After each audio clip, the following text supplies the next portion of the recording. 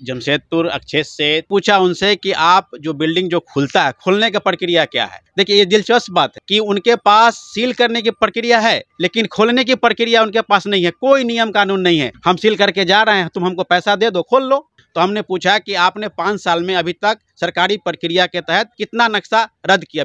एक भी building plan को रद्द नहीं किया। जनता का केवल आयवास हो रहा है कि हमने बिल्डिंग सील कर दिया। इसमें सब का सब मिला हुआ है। सील हुआ वो सील ही है, सील ही है। सरकारी रिकॉर्ड में वो सील है। प्रैक्टिकल आप जहां भी जाके देख लीजिए, सारा का सारा बिल्डिंग जो सील हुआ था, सब का सब खुला हुआ बिल्डिंग है। इसमें बिना डीसी, बिना नगर विकास, बिना मतलब सरकार का अनुमति से कैसे हो रहा। तो टाटा कंपनी एनओसी देता, एनओसी देने वाला कौन है? उसका जमीन जब है ही नहीं, वो सरकार का जमीन है, सरकार देगा, आपको एनओसी दीजिएगा। टाटा कंपनी भी सब इसमें शामिल है। हमको तो शक ये भी लग रहा है कि ये मनी लॉन्ड्रिंग का भी केस है। हमारे आंख के सामने 10-15 बिल्डिंग ऐसा कॉम्प्लेक्स बना जो चालू हुआ फिर बंद हो गया। उसका 2 नंबर पैसा 1 नंबर हो गया, वो बंद कर दिया। सरकार का टैक्स भी गया।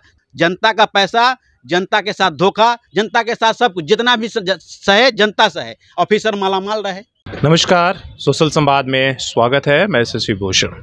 अभी आपको पता ही है शहर में किस तरीके से खासकर बिल्डिंग को लेकर चल रही है गतिविधि, जिसमें आप देख रहे हैं कि हाई कोर्ट तक मामला गया है कि पार्किंग एरिया का व्यावसायिक इस्तेमाल हो रहा है। हालांकि मामला पुराना है, लेकिन जब आप 2011 से 23 तक आते हैं तो बड़े स्तर पर जो है, बल्कि वो 46 वाली संख्या वो हज़ारों में पहुँच जाती है। बल्कि वो रुकता नहीं है, बल्कि अवैध नक्शा विचलन का मामला हो या पार्किंग का, बल्कि वो दिनों पर दिन और धड़ल्ले से होते जा रहा।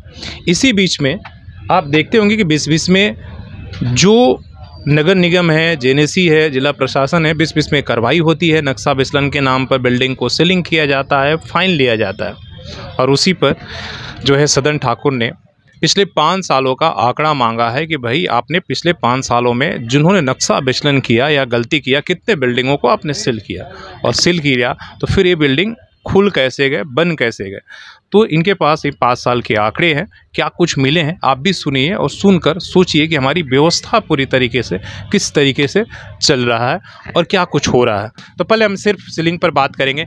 5 साल का आपने आंकड़ा मांगा है जी, क्या कुछ मिला है और किन बातों पर लेकर आपत्ति है? और जब ये आपके पास ये डाटा मिला, हमने जमशेदपुर अक्षेत्र से 3 बिंदुओं पर मतलब जवाब मांगा था कि आपने पिछले 5 साल में कितना बिल्डिंग को सील किया। तो वो 62 बिल्डिंग पूरे 5 साल में सीलिंग किए। फिर हमारा दूसरा क्वेश्चन था कि आप जो बिल्डिंग खोलने का प्रक्रिया मतलब सील करने का प्रक्रिया क्या है। तो उन्होंने बताया कि जो पुराना बिल्डिंग हो गया या कोई नक्शा विचलन करता है तो उसको हम सील कर देते हैं। फिर हमने पूछा उनसे कि आप जो बिल्डिंग जो खुलता है, खुलने की प्रक्रिया क्या है। देखिए, ये दिलचस्प बात है कि उनके पास सील करने की प्रक्रिया है, लेकिन खोलने की प्रक्रिया उनके पास नहीं है। कोई नियम कानून नहीं है। हम सील करके जा रहे हैं, तुम हमको पैसा दे दो, खोल लो। उनका बात से तो यही लग रहा है कि आपके पास जब खोलने की प्रक्रिया नहीं है तो इसका मतलब एकदम साफ साफ है कि आप हम जा रहे हैं सील करके, तुम्हारा मेरे ऑफिस में आओ, पैसा दो, खोल लो। तो ये खेल चल रहा है। फिर हमने तीसरा चौथा क्वेश्चन किया था कि आपने अपने बिल्डिंग बायलॉज में सेक्शन 18 में दिया है कि अगर कोई नक्शा विचलन करता है तो उसका नक्शा रद्द किया जाएगा। तो हमने पूछा कि आपने 5 साल में अभी तक सरकारी प्रक्रिया के तहत कितना नक्शा रद्द किया, बिल्डिंग प्लान कितना बिल्डिंग प्लान को आपने रद्द किया। एक भी बिल्डिंग प्लान को रद्द नहीं किया।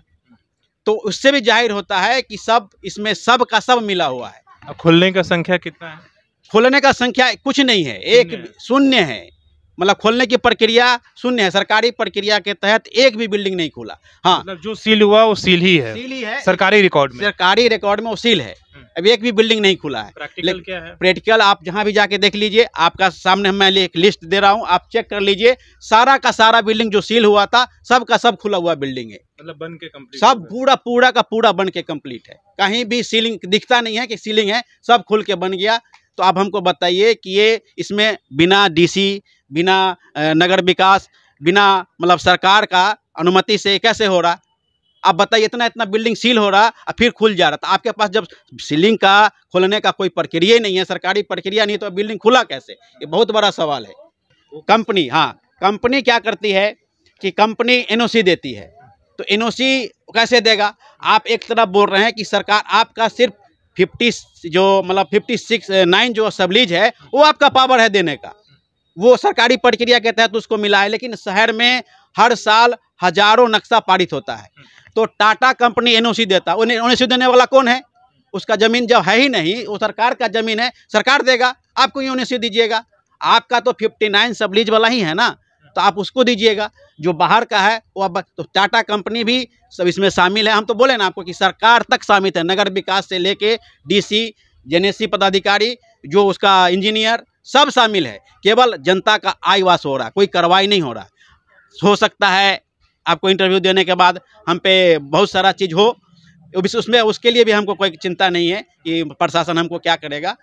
तो इसमें सब शामिल है, जनता का केवल आयवास हो रहा है कि हमने बिल्डिंग सील कर दिया, अभी इधर बिल्डिंग सील करके जाओ, उधर पैसा दो, बिल्डिंग खोल लो। आप लोग लंबे समय से, पिछले 10 सालों से हम लोग देख रहे हैं कि आप लोग इन तमाम चीज़ों पर आरटीआई मांगते रहे हैं जब से आया है, खासकर बिल्डिंग्स है, ये तमाम, ये जो अवैध नक्शा है या पार्किंग का मामला है या नक्शा, ये कितना गंभीर मामला है और आम लोगों क्यों? कंपनी जैसे टाटा ही कंपनी है, टाटा मोटर्स गाड़ी बनाता है, तो गाड़ी जो आप मार्केट कम्प्लेक्स बनाए हैं, जितनी भी बिल्डिंगें यहाँ पे आप देखिएगा, वो सब कम रेजिडेंशियल है। एक दुकान रहेगा, उसके ऊपर आपका घर है, लेकिन नक्शा का विचलन मतलब जो परमिशन देता है कमर्शियल बिल्डिंग का कैसे बनेगा? जो दुकान है वो दुकान रहना चाहिए, एक दुकान है तो एक दुकान रहना चाहिए। तो यहाँ पे बड़ा बड़ा शॉपिंग कम्प्लेक्स बन गया, वो कैसे बन गया? तो जब तक इसमें प्रशासन सहयोग नहीं किया, टाटा कंपनी सहयोग नहीं किया, तो इतना बड़ा वाला बिल्डिंग कैसे बन रहा? हमको तो शक ये भी लग रहा है कि ये मनी लॉन्ड्रिंग का भी केस है।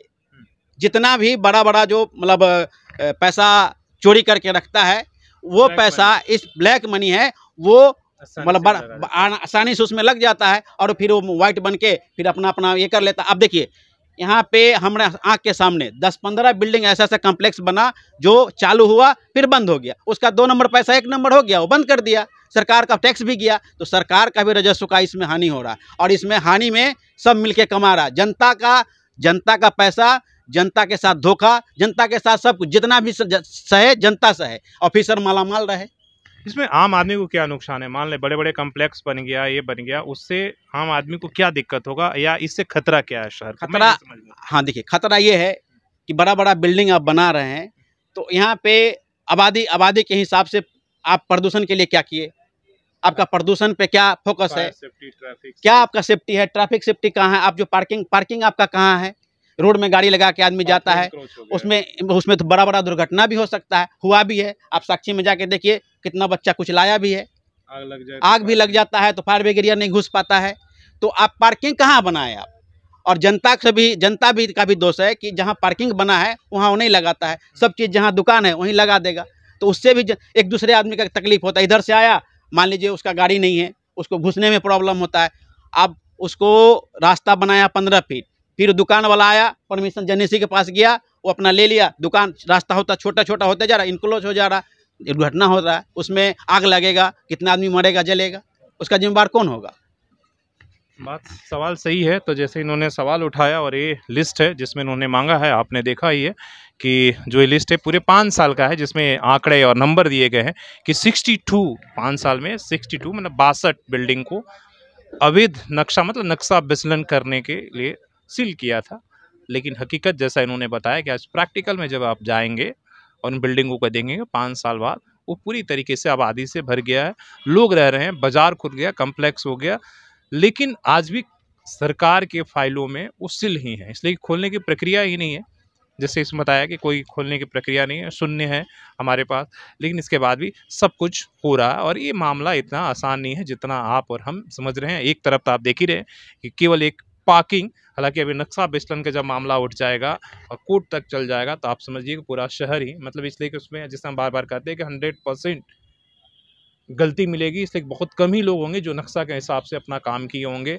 लेकिन सिर्फ एक पार्किंग का मामला उठा है, वो इतना बड़ा धीरे धीरे होते जा रहा है, जिसका आपको आने वाले समय में दिखेगा कि शहर के बड़े तौर पर एक तरीके से खमियाजा भुगतना पड़ेगा। अगर कोर्ट ने अगर उस तरीके का आदेश दे दिया कि अगर सभी पार्किंग एरिया को अगर खाली करना है, जिन्होंने भी पार्किंग एरिया का व्यावसायिक इस्तेमाल कर रहे हैं, तो आप मान के चलिए कि केवल 46 नहीं बल्कि 1000 से ऊपर की संख्या में जो नक्शा पास हैं वैसे बिल्डिंग्स दायरे में आने वाले हैं और ये संख्या और भी लंबी हो सकती है।